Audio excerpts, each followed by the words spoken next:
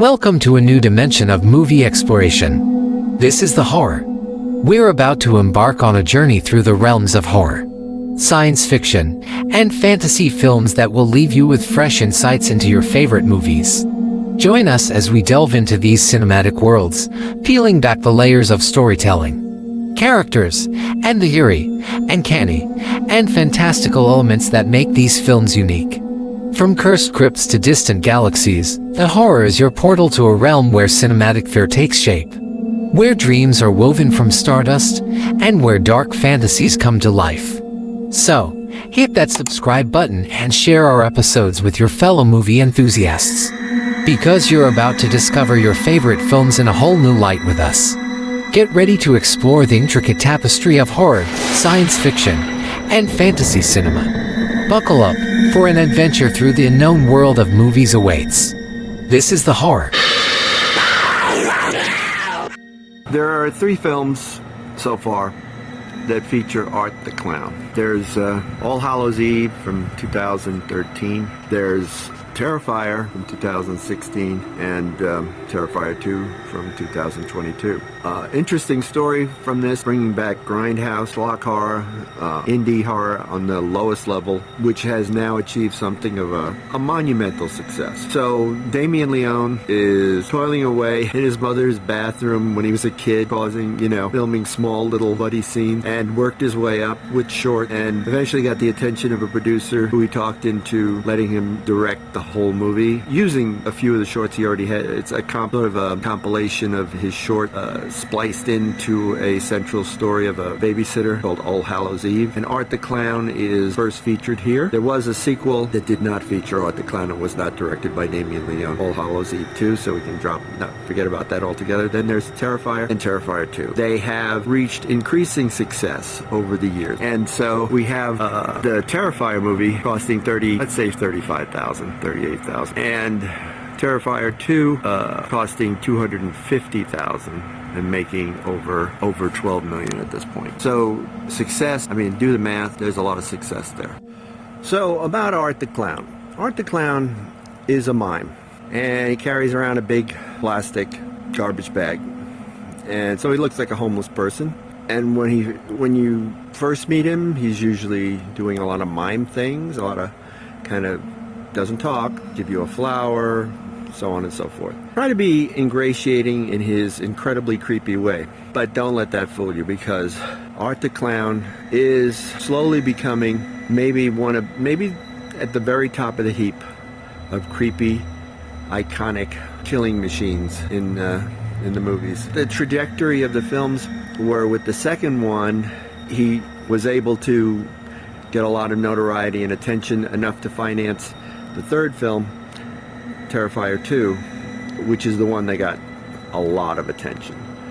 And Stephen King tweeted about it, because he knows about creepy, scary clowns, and a lot of press about people passing out in movie theaters, vomiting in movie theaters, taken out with ambulances. This is old school grindhouse, American International type tactics like William Castle used to do, except Damien Leone really didn't think this through. He was just doing his best to be a jack of all trades making the movie. He directs, he writes, he does the makeup, he does the sound, he does everything. So the marketing of it just happened. And some of the interesting things, because the kills and the effects are so extreme, so truly disgusting, that's what getting that niche audience that love the really extreme horror. Because do not let anyone see this who is not into that kind of stuff, because this is on the cutting edge, the far edge of what is truly gross and disgusting, and, as I say, an enormous success. So the main point here is that it's cheap, and it's outside of any influence by the studios. In fact, it wasn't submitted to any ratings board or anything like that, because with the pandemic situation, there are theaters available, and he managed to get, for the Terrifier 2, a theater like 700 theaters plus. And so with almost no promotion aside from word of mouth, it made a lot of money. A lot of money. $12 million and counting for a $250 million film with no advertising budget is a lot of money. And so I can't stress this enough. There are gruesome, horrible horror movies, and there's a huge market for it. People love it, and that we've just been through a string of Hollywood horror movies that have done very well. But the comparative success of something this grassroots is probably directly related to its shock value, its impact. The fact that it's not an R-rated movie. It's clearly more than an R-rated movie. And it's not, not talking about sex. We're talking about sheer, utter grossness and brutality. It's just a horrific. So you have Art the Clown on one hand, a mime, flowers, and clown makeup, though no one would deny it's very creepy clown makeup. And so, and I won't go in, I'm not doing spoilers, I'm not really going into his plots of the three movies. There's a